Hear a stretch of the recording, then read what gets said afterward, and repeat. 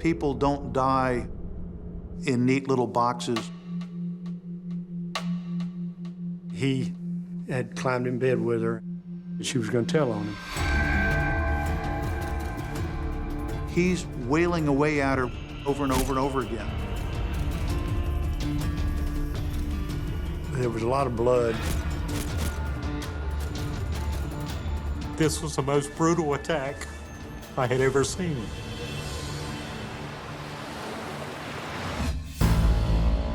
Every murder is a mystery. But a victim's body is a sea of evidence. Every fiber is a clue. Every wound, a piece of the puzzle. The medical examiner holds the key to unlock their stories and catch a killer. This is Secrets of the Morgue.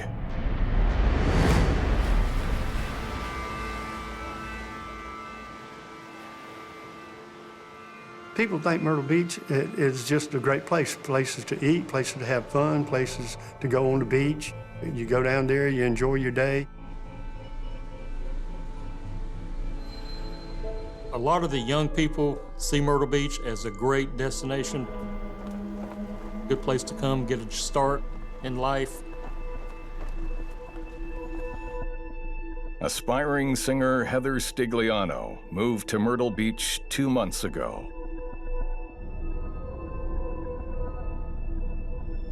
When her family suddenly loses contact, they ask police to check on her. There was a radio dispatch that I heard of a possible deceased person in an apartment on 3rd Avenue North in the area of Flag Street. As I was walking in the door, I could see blood spatter on the walls, on the couch, and seats that she was laying on the floor next to. It's the scene of a gruesome homicide, and the young woman is quickly identified as Heather Stigliano.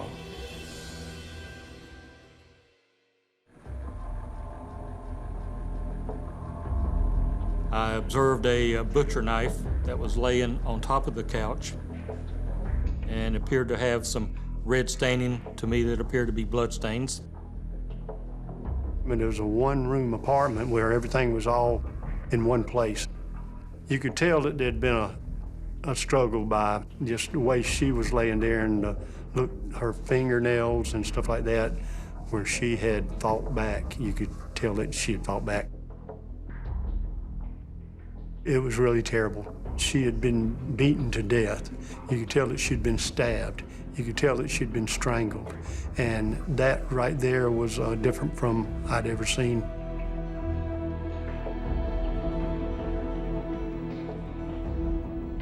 It's kind of a gut-wrenching feeling. Now, who could do something so evil to a person so young and beautiful as the girl was laying there? And just thinking to myself, how could this happen? You know, something's got to be done. Detectives are determined to find Heather's brutal killer. But first, they must break the news to her family. What had happened to Heather was quite a shock because came out from left field. It wasn't something that we would even think would happen to my sister.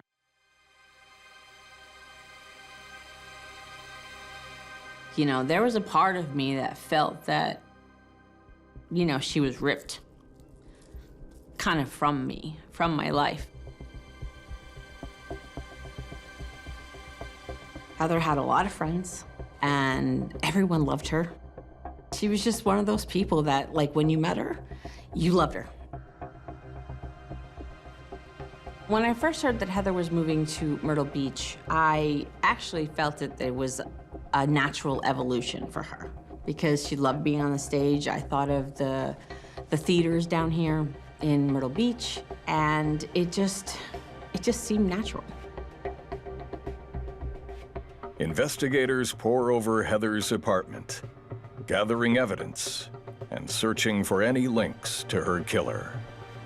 I scanned further around the room, and I noticed some of the drawers open, clothing hanging out, things strewn about the apartment as if somebody had been rummaging through, looking for something. I'm thinking to myself, well, we have a deceased person who has evidently been murdered, and somebody rummaging through the apartment, probably for a robbery. We looked for a purse, wallet, ID, couldn't find any of that. I see a pillow laying on the floor underneath her head, which is not common for a murder, such vicious event that taken place. And I'm thinking, where did this pillow come from? You just don't murder somebody and graciously fall on a pillow. Blood was not on the pillow like it would happen if she had been bleeding during the attack. I'm thinking they put the pillow under her head, feeling sorry for what they'd done and make her comfortable as they could. It's a chaotic and confusing crime scene, and there are clear indicators that the perpetrator tried to cover their tracks. I looked around the apartment, and you could tell where somebody had tried to clean up some blood and stuff. There was a lot of blood in different places and in the bathroom where you could see somebody tried to wipe up. It's up to the coroner to help establish when the homicide took place. He looks at the body, and then it was obvious that she had been there a length of time. Decomposure was just starting. Time of death is really just an estimation, and at the crime scene, there are a few things that investigators will note in order to provide information. In this case, a rectal temperature was taken to try to estimate the time of death. In the early 90s, that was fairly common. However, now we recognize that that's not the best practice. Preliminary analysis suggests the murder took place 6 to 10 days before the discovery of Heather's body.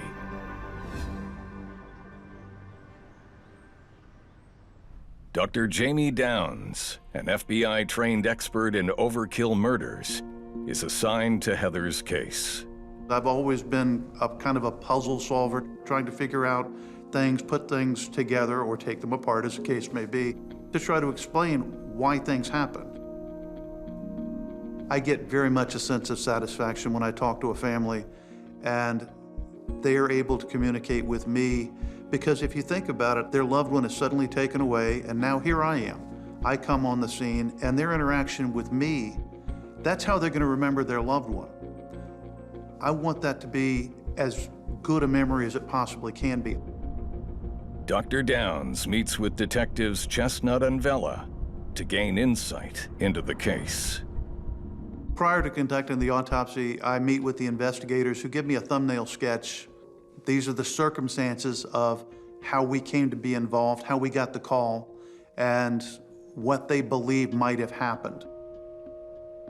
I don't want to be misled by someone else's preconceptions about the case. My job is to look independently. Heather's body is released from the crime scene and sent to Dr. Downs for autopsy. I look at Heather's body, and she has these areas on her chest and abdomen that are yellow abrasions. I can't tell you what they are, but I have a clue in her shirt, because when I take the shirt and pull the shirt down, I can see linear striated marks, lines on her shirt that have a very fine cutoff. And it doesn't take long before looking at the shirt, I realize those are shoe prints that are on the shirt, and they're shoe prints in blood. So that can personalize the perpetrator. You can lead you back to an individual, because one individual is going to have on shoes that have that same tread mark. While Dr. Downs continues the autopsy, investigators use a chemical mixture to search for any trace of the footprints at the crime scene. Amido black is a couple of chemicals mixed together that works with the proteins that is in the blood of everybody. If you had blood on the bottom of your foot and you left a footprint on the floor and you reach down with a paper towel or a washcloth and you wipe the print up off the floor, you spray this chemical on the floor and it brings up the footwear impression by the proteins that was in the blood. We found footwear impressions in the bathroom inside of the apartment building where the homicide had occurred. The shoe print is a perfect match for the one Dr. Downs discovered on Heather's t-shirt. The footprint that was found on Heather's t-shirt, it was a larger shoe and estimated to be a size 11. There was a footprint that we could put to a shoe if we could just find that person, that shoe.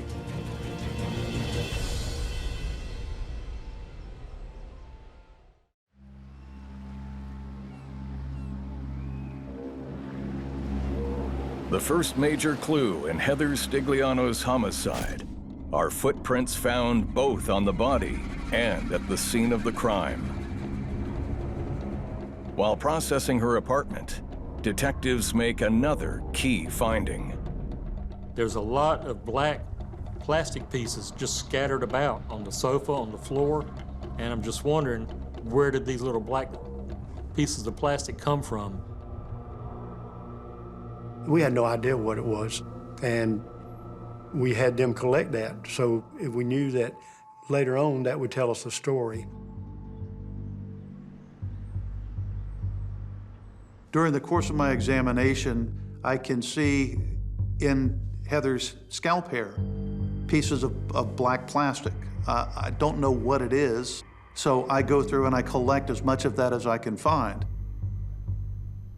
While I'm collecting that, I see that she also has injuries within her scalp hair. So I have to shave the hair away so that I can document the injuries that are there. And in her case, there was a large grouping of abrasions. Again, another type of blunt force injury. She had 2 large lacerations on her forehead. Now, these were interesting because they were parallel to one another, and they had an interruption, an area that was not injured. This pattern was repeated, so immediately I think that if we get a weapon, I might be able to match that wound back to a certain weapon. The trauma on Heather's body is widespread. As I'm doing my examination, I noticed that there are a great many injuries. The right side of her face had a pattern injury that was roughly square, breaking the cheekbone and breaking the jaw. On her left neck was a similar area of linear abrasions. She had the cord from a lamp that was present at the scene tied around her neck. She had 3 stab wounds to her belly. All of these were yellow, so she had no blood pressure when these wounds were inflicted. There was no blood visible around the skin surface, so those are post-mortem injuries. I measure the wounds to try to see if I can get an idea of what weapon, obviously a knife of some kind, and the measurements there are consistent with the butcher knife that's found on the couch. A stab post-mortem, or any type of post-mortem injury for that matter, speaks to a certain level of overkill. This case is clearly overkill. That term simply means more violence than is necessary to commit the crime. You look at the number of injuries and you look at the types of injuries. Is there a component to the injuries? And all of that gives you an insight as to what kind of killer you're looking for. If there's a lot of intimacy to it, you may be looking at somebody who has a relationship or had a relationship with the deceased, as opposed to a random meeting on the street. what's going through an individual's mind. It could be drug-fueled. Some of the things that might be happening are rage, and that rage may be fueled by anger at the victim, and that makes it a very personal crime. Those closest to Heather could have key information about her life leading up to her murder. We talked to Heather's mother. She told us about a relationship that Heather had with a fellow named Jack Norton, who was a member of the United States Air Force, and he was stationed at the Pope Air Force Base up in North Carolina. They had a relationship, they were dating. Heather didn't want to be serious. She broke it off. Breakups can often be triggers that send people into a rage that they then act out on the person that broke up with them. Jack Norton was definitely one of our suspects, so we put out flyers to Pope Air Force Base when I contacted security police and their OSI agents to see if he could be located. Security called back, and Jack Norton was not a pilot, but he was a possible loadmaster that flies on some of their cargo planes. He had been deployed to Saudi Arabia. Norton is now stationed overseas, but investigators need to determine if he could have committed the murder before shipping out. I'm looking for clues about time of death. So I'm looking at when did she die, because that's going to then lead investigators to a window of when someone could have committed this crime. So I look at several different things in order to estimate the time of death. I look at rigor mortis, which is stiffening of the body. I look at livor mortis, which is blood settling with gravity over time. And that will be a mobile pattern. And I look at body temperature, algor mortis. That is how much the body has cooled. I also look at other signs like skin slip in the body. I look at discoloration, bloating or mummification, insect activity. I spend some time looking at her fingers because they're unusual for this area of the country. Myrtle Beach, very hot, very humid. And in that type of environment, bodies, when they decompose, tend to bloat. They get wetter, for lack of a better word. But in Heather's case, her fingers were exactly the opposite. They were dried, they were mummified. That kind of change happens in a hot, dry environment. It's an important clue, and one that could help investigators refine the time of death. This case happened in winter. We know it had been chilly. We know that she had had the heater on. So that helps me kind of start thinking about how long she's been dead.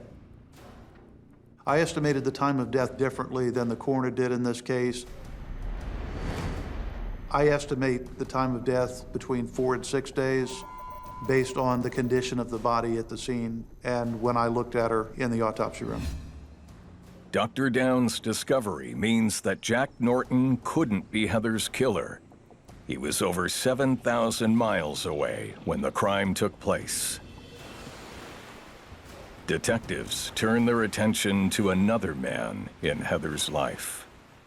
Chris, he was a friend of Heather's, met her in Myrtle Beach. They had a relationship, and we were told that he did stay in the apartment with her from time to time.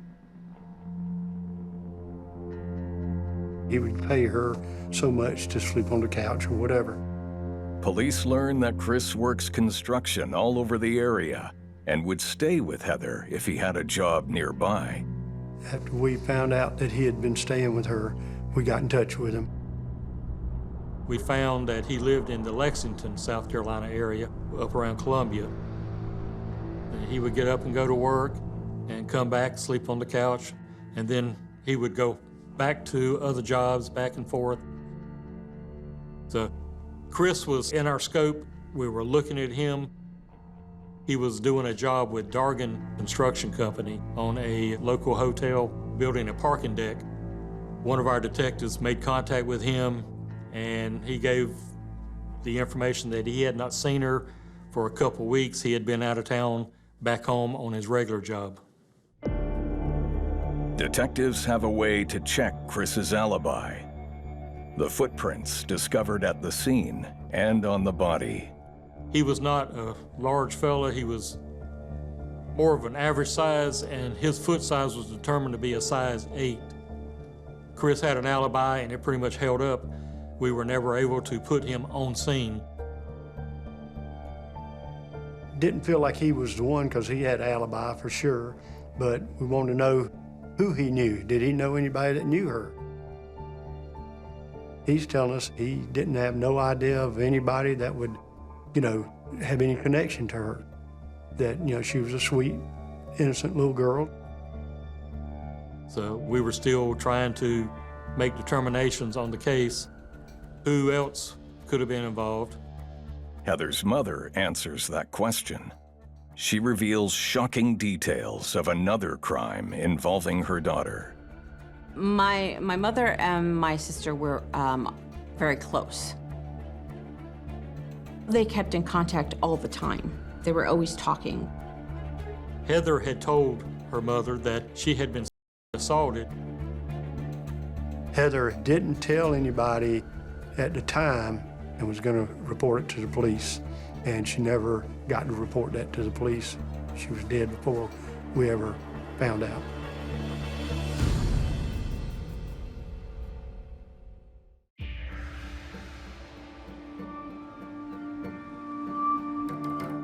A revelation from Heather Stigliano's mother provides the murder investigation a promising lead.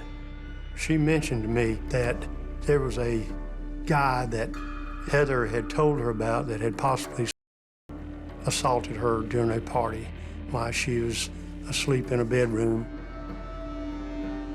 Heather had been to a Halloween party, and she went with some of the people that she worked with, and it ended up being on the Air Force Base. They were drinking at the party. She had passed out, and they left her there when they all went to eat. She told them that this one guy that lived at the apartment had stayed behind, and he had climbed in bed with her and had assaulted her. It's a painful discovery, and the accused is a well-respected officer in the Air Force. Her mother said, "Heather, tell the police, make a report." Her friends told her, "Tell the police, make a report." And so she had decided she was going to do that. That made him a really good suspect in this murder, because I've got a guy that's in the service, he's got so many years in the service, and that this would ruin his whole career.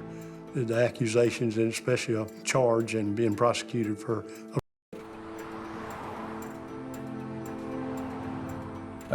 Assault also lines up with Dr. Downs' observations. At the scene, her legs are wide apart. The right leg is rotated outward, so it was consistent with her genitals being exposed. I start looking now because I believe, based on her position, the panties, I'm thinking homicide. The body is examined, but no semen is found. Predators quite commonly don't ejaculate because it's not about the act, it's about the violence. It's about controlling their victim. They want to make their victim submissive. They want to make the victim think of them as God. Detectives quickly uncover the identity of the pilot. So we found out that the party that took place was at the home of a Robert Dolan. I approach him and I take him into the police department, and I, ask him, did he have anything to do with Heather? Did he know Heather? And he said, yes. Was she at your party? Yes, she was. Romantic obsession is a very potent obsession. It's one where an individual is consumed by the very thought of having the other person, of possessing them. And when they're turned away or rejected, that can become the final straw that turns them into a violent predator. Investigators cannot prove he committed assault, so they work to link him to Heather's apartment and the murder. During the interviews, Robert Dolan was telling us he had his alibi that he was at work on the air base. Once he got off work, he was home with his wife. His wife confirmed that he was home every night during Heather's appearance, that neither one of them left the area. Robert Dolan and his wife both took a polygraph and both passed the polygraph. Detectives remain suspicious. They keep searching for physical clues that will connect Dolan to Heather's murder. Heather had defensive marks on her hands, as well as blunt force injuries, that is, bruising and abrasions on her arms. She fought for her life. She struggled to live. Such a violent encounter would leave marks on the killer as well. We looked at him, of course, and looking at him and talking to him, he had no scratches, no cuts, bruises, or anything that would have been obvious as hard as she fought. Robert Dolan is cleared of Heather's murder. Worried that a depraved killer could escape justice, investigators run down another lead. I learned from the friends of the family that she had a car that was not there. We were told she had a brown in color Chevy Monza, and it had a Pennsylvania tag, but we didn't have a tag number at that given point in time. The tip line from the media went out. You get a pretty mixed bag when it comes to tip lines. Oftentimes when police put out a call for tips, they get a flood of different kinds of information from various people in a community. Most of those tips are not very helpful. And so police have the difficult task of trying to sift through what is credible and what is not. The detective division received a phone call from a shop owner of an antique shop in Pawleys Island. Pawleys Island is a small community to the south of our county. We were told by the shop owner a suspicious subject came into his shop, and he had been driving a gold or brownish colored Chevy Monza. He was trying to pawn or sell a camera. The shop owner remembered him saying, "I work at Dargan Construction Company." And that the man had like cuts and scrapes on his hands and said that he'd been in a fight. The suspicious male was getting a little bit angry, agitated at the shop owner because he wouldn't purchase the items. And the shop owner told him that he needed to leave or he was going to call the police. Once the shop owner told him that he would call the police, the suspicious male turned, walked out, got in his car, and drove off. I'm asking the shop owner, since we don't really know who this subject is, would he be able to complete a composite drawing of our suspect? He told me he could. The shopkeeper offers up one more vital clue. He tells us that he got a tag from the car of the man that had come into the store. The tag number, it came back registered to Heather Stigliano, our victim. I was elated. It's just like playing the game bingo. You're putting down all your numbers as they're being called out, and you just yell out, "Bingo, I've got my suspect." Of course, then reality hits. I still don't know who he is.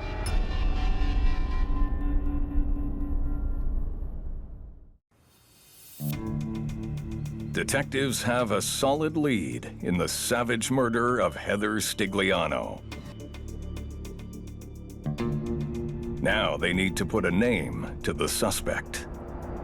The antique dealer said the suspect worked for Dargan Construction.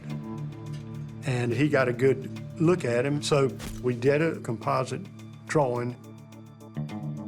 We made copies of the composite and went to the construction site.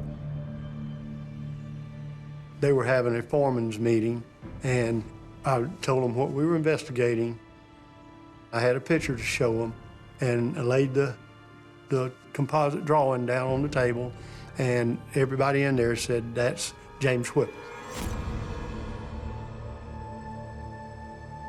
We discovered that Chris Hawkins, was also an employee of Dargan Construction Company.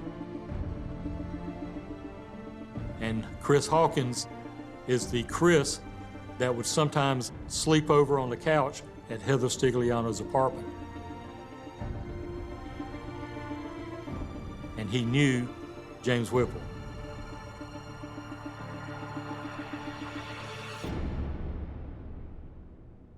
They gave me all the information on Whipple and said he'd left a week earlier, no notice, no anything, just was gone.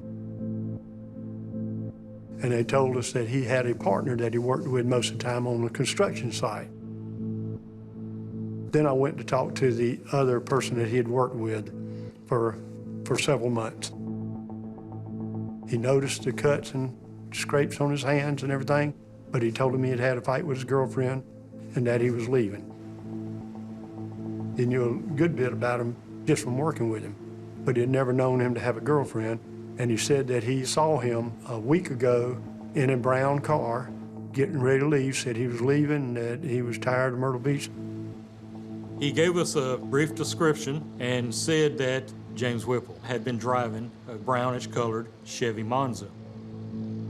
At that point, there was no doubt in my mind, that Whipple was our suspect.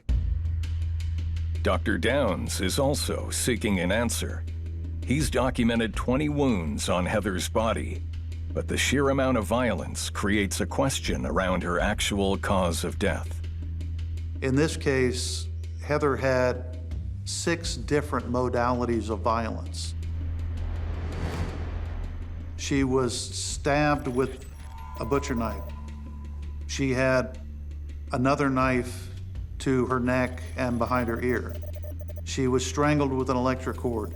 She was beaten with a lamp. She was beaten with another object. She also had a dish rag that had been shoved down her throat so far that it obstructed her airway and would suffocate her.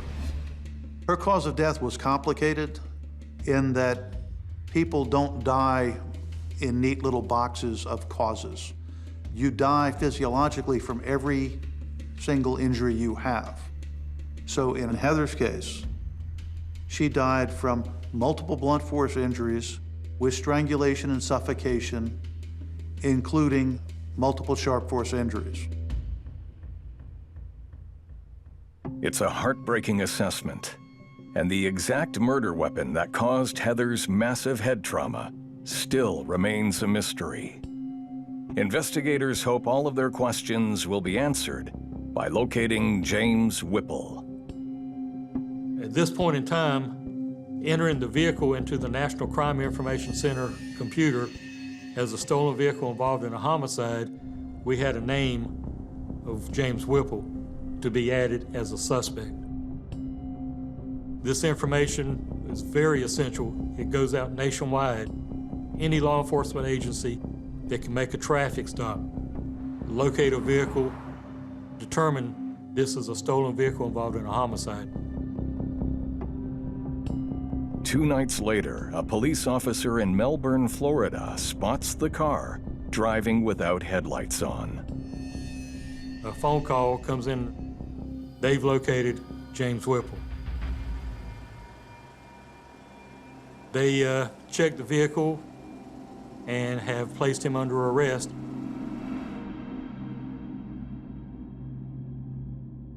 They tell me that he's cooperating and that he knows, what the charges are.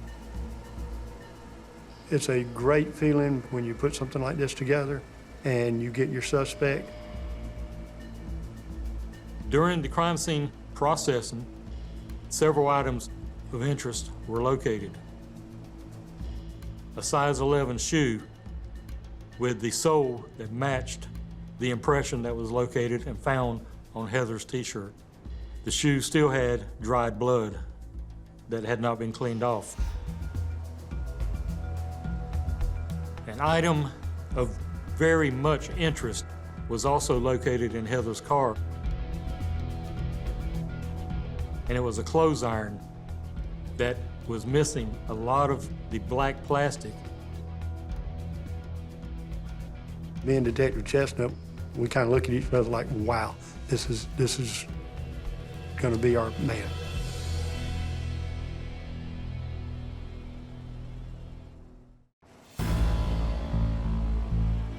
Detectives seize several potential bloody weapons from Heather Stigliano's stolen vehicle. We saw a clothes iron in there that was broken, some plastic pieces that were laying there with it, which told me what the plastic was that was at the crime scene. The recovered evidence is sent to Dr. Downs for analysis. Police bring me an iron that the suspect had in Heather's car. I really wouldn't think of that as being what caused the injuries to the head or to the arm, but I start looking at the base of the iron, and I realize it had this L-shaped pattern that the iron would sit on. Once I see the iron and I look at the base, I realize that it fits very well with the pattern on the top of the head, the repeated pattern. Actually, it's there 4, 5, 6 times. After an exhaustive search, investigators have both the bloody shoes that left imprints at the scene and a key murder weapon, linking Whipple to Heather's brutal homicide. So this is a dynamic struggle. The victim's moving, the suspect is moving, the iron is moving. And as the suspect is wailing away at her with this iron, it's not a static process. It's not repeated same motion over and over and over again. He's moving the iron. So different parts of the base of that iron are hitting her. And in addition, she's knocking it away so it doesn't come back down the same time. And there's a linear mark on the back of her right forearm that is the side of the hot part of the iron, the plate part of the iron. Detectives confront James Bernard Whipple with the damning evidence. When he walked in, it's kind of odd because you expect to see a monster. You really do. He didn't look at all like what I was expecting. He said, "I know you hear about Heather. I did it, and I want to get the death penalty for what I did." He said, "I'll give you a confession." And I actually look out the door and go, he's confessed. He's telling me everything. James said he did it for money because of a habit, a bad habit. He was hooked on crack cocaine. He went to Heather's house because he knew Chris had been staying with her some, and Chris had loaned him some money. He had knocked on her door, and he asked for Chris if she knew where he was at. Heather gave him a number. He left. He dialed the number, but it did not go through. It was the wrong number. So he returned, knowing she would have money, and in a fit of rage, he first punched her in the face and then attacked her. He said for $40 is all she had with her. I killed her for $40 because of crack cocaine. James Bernard Whipple told me that he came back and he'd felt so bad about it that he had put a pillow under her head so she could rest peacefully. James Whipple is extradited to South Carolina on charges of first-degree murder, first-degree assault, armed robbery, and grand larceny. I still think about Heather a lot, how much she fought to live. You could tell by her hands, by everything, as much as she went through, that she fought as hard as she could to live.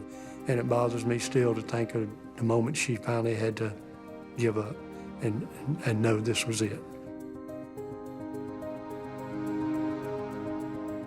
This was a very evil incident, and now justice can be done. Let's take care of Mr. Whipple and take him to court and convict him. The jury in Whipple's trial deliberate for 2 hours. They return with a decision of death by electrocution. In 1994, James Whipple is granted another trial and receives a reduced sentence of life with no chance of parole. The worst thing that can happen has already happened. There's nothing I can do to change that. What I can do is give people answers where they didn't have any. And in the case of a homicide, hopefully I help the family and society find justice where otherwise there would be none. What we found out from the ME's report is that she died within minutes, so that was a kind of a relief that she didn't suffer, for very long.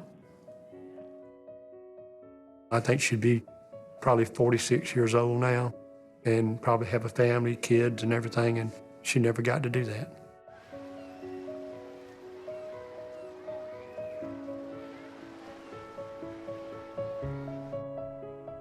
I've been in law enforcement 38 years. This was the most brutal attack I had ever seen.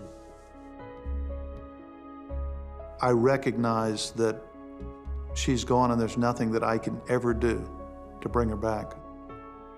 What I can do is try to do my job to the best of my ability and give them a little sense of peace and let them know that someone who actually cares, that someone who really cares did the best he could to take care of their child.